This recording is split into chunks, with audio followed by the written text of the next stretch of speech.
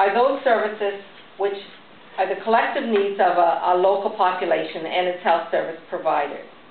They allow the local communities to manage their own health and maintain independence while still being supported by the multi-community and LHIN-wide services.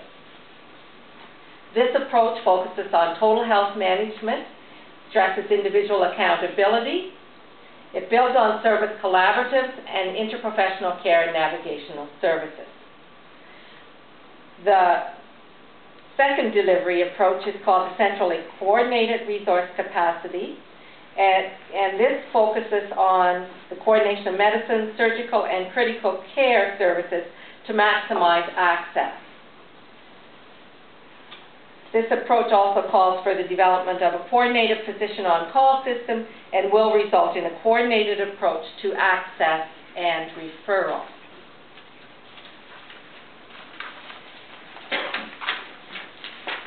And assist with any system, you need to have some enablers that will help you to navigate the system.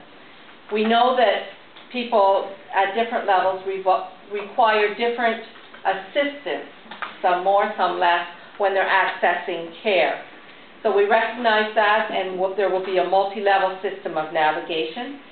Information and clinical technology is critical to supporting a better coordination of care. We certainly heard that from the ladies this morning as they were sharing their story about the falls prevention and intervention program.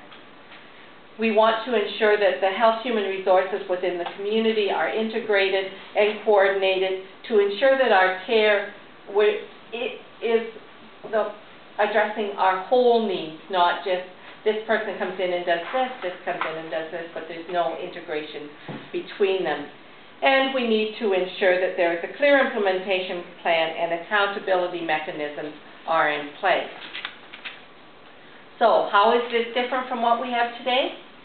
Well, collaborative partnerships across the health sector's continuum of care and beyond broader health sectors are being formed and encouraged. We are looking to equitable distribution of services. We're looking for a seamless referral process across the continuum of care, increased access through the multiple entry points, as I mentioned through the navigation plan, expansion of provider roles, and enhanced capacity of direct service providers on knowledge, understanding, and services and individual health needs. In addition, we should have standardized evidence-based approaches.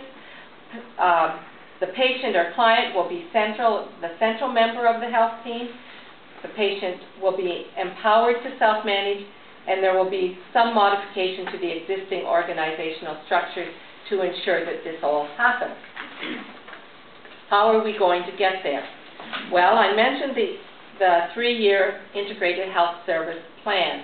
You can see how it will be revised each 3-year loop so that we're always building and moving forward. We're ensuring alignment, that the decisions made in prioritization will be based on the blueprint, and we will be incenting health service providers and partners for integration and innovation as able and deemed appropriate. When we had a meeting a couple weeks back with the board-to-board reference group, one of the questions was, how will we do that? Well, we don't have a definite plan in place, but incenting may be recognition, personal recognition, setting you as a role model. It may be expanding programs that have been successful. There are many ways to do that. So how are we going to get there? Well, it's about bringing the LHIN legislation to life. Providers and professionals will be seeking opportunities for integration as they align to the blueprint. We are looking to you for governance and leadership transformation to better facilitate and oversee this change. We are looking for you to fit into the future vision philosophically and operationally to showcase the outcomes of your transformational efforts to inspire others to be a part of this change process. We cannot do this alone. This is just the overview of our Integrated Health Service Plan for 2010 to 2013. You can see that the system level goals are identified. the service delivery approaches from the blueprint, the strategic directions, and the key enablers. So, planning for implementation.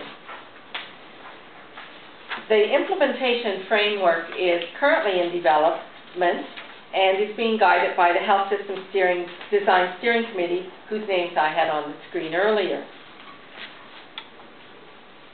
Our engagement with the LHIN steering committees and other groups continues as we develop the framework.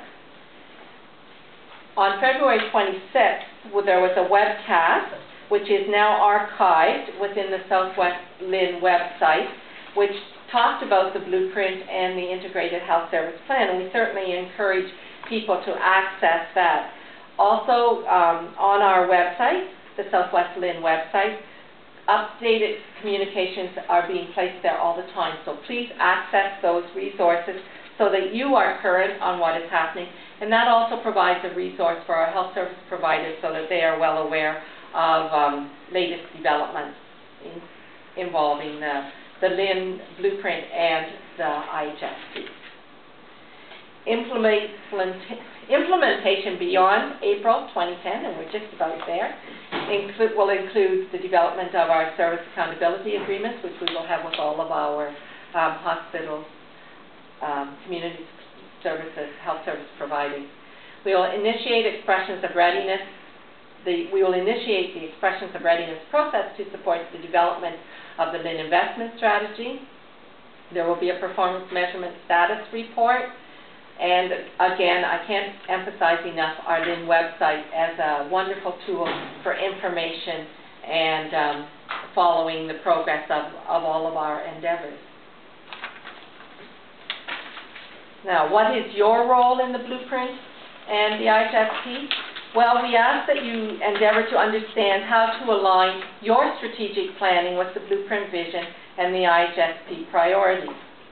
We want you to take advantage of the opportunity to work collaboratively with your partners and align your organization's goals and strategies, and to ask your organization's senior leadership how your organization is working to achieve the Southwest system level goals and monitor progress.